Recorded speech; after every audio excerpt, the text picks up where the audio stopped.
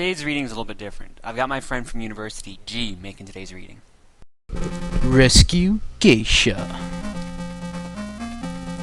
Ryu hurried to Mount Fuji. If the enemy finds out that the Sutenkaku samurai was defeated, they might move the Bushido to a new hiding place and kill the samurai's daughter. Mount Fuji stood out, red from the morning sunlight against the sky. Ryu said, "Is that it?" Something flashed halfway up the mountain. It looked like a man-made structure. Ryu said, "There's no doubt about it, if only I'm not too late." Act 4 gives us a terrible glimpse into what Mount Fuji's like. Apparently it's full of waterfalls, and it's full of falling plywood. Believe it or not, the plywood actually takes 3 hits to kill, so it is the toughest normal enemy in Ninja Gaiden. The most a normal enemy will take is 2, but plywood takes 3. Trees are harder to kill than ninjas. And... what the fuck? Why? Ugh. Either way, they still die. For some reason, they'll still die with like 1 hit from a shuriken or a grenade. Or ninja explosion, whatever you want to call it. But still, like, 3 hits? It's retarded. Look at this! And it'll knock you back if you hit it. It's... Now, we've got some new enemies coming up in this level. We got this guy here who throws heat-seeking shurikens. And, of course, the standard slow enemy who dies really slow with 2 hits. And did I mention heat-seeking shurikens? Because I seem to forget that. Yes, actually, you can avoid them, but they will start curving around to try to follow you. Unfortunately, I didn't remember that while I was playing, so of course I fell in the friggin' waterfall. The enemies are actually kind of weird. There's the random falling guy who comes out of nowhere. He'll appear a lot. Even in later levels, they'll have guys exactly like that. They'll just jump out of the level like... I can't snap my fingers. Like that, and they'll just annoy you. It's irritating. And I don't understand why the slow-walking guy takes 2 hits. The fast guy, sure, you can understand. He's like, "Oh, I can't guard!" on your sword. But what about like the slow guy? He doesn't attack. Like, seriously, the ninja... where is he? He's not going on screen, of course. But he doesn't guard, he doesn't attack, he just walks towards you like he's freaking RoboCop. This guy, he does not attack. You only take damage by walking into him, which for some reason I happen to do a lot. I still don't understand why. How does he take more than 1 hit to kill? This guy, I guess he's freaking Macho Man Randy Savage or something, wearing like the bandana and no shirt. But still, come on. I don't know what Sega was actually thinking when they made this game, and why they decided to make it so arbitrarily harder than the NES ones at times, and overall easier. The game actually will take a little bit of a turn for the hard in Chapter 6, but that's just, it's unfair. The whole level is just this gong show where if you need a lot of magic and the fire wheels to make it easy on yourself, otherwise you actually have to use the screen explosion a lot. And I think the developers actually knew that, because there's health items everywhere in the level. And there's random things here you can't wall jump off. They're just there for looks. That's good.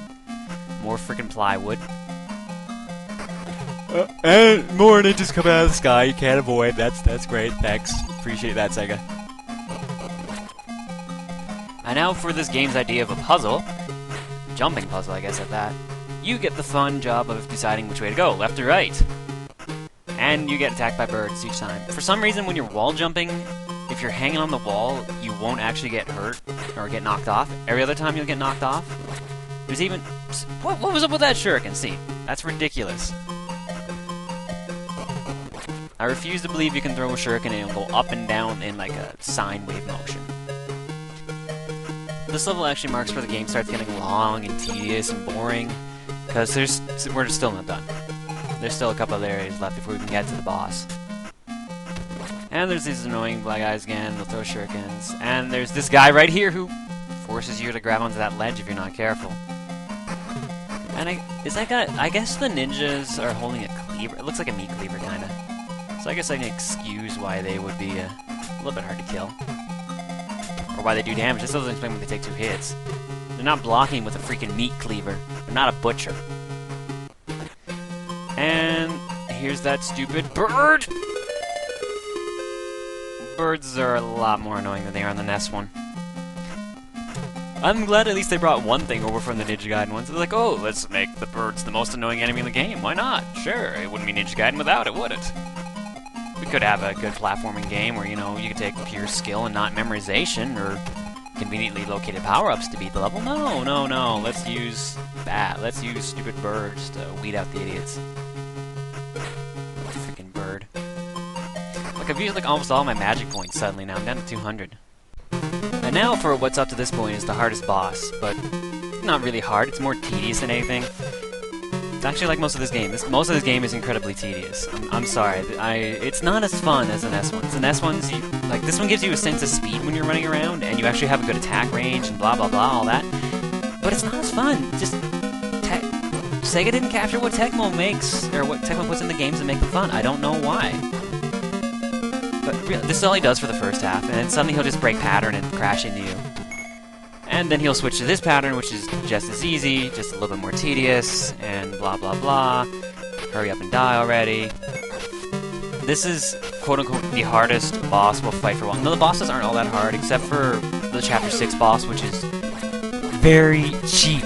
Very, very freaking cheap. We'll cover him soon. The geisha heard a noise. Who is it? Ryu responded.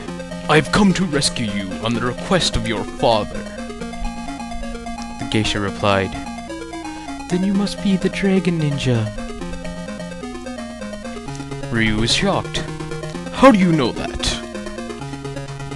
The geisha replied. My father told me that you would come to rescue me. Ryu, the Bushido has already been moved to the Castle of Darkness. You must retrieve that scroll. Ryu replied, Where is the Castle of Darkness? The geisha said, They said that it was off to the north, across a frozen sea, and through a cave. Ryu said, I see. Thank you. Now let's get out of here. And that brings us to Chapter 5, The Land of Enemy. The Land of Enemy. Okay. I'm used to it at this point. It gets worse. I think it gets worse. It's terrible. Coming soon.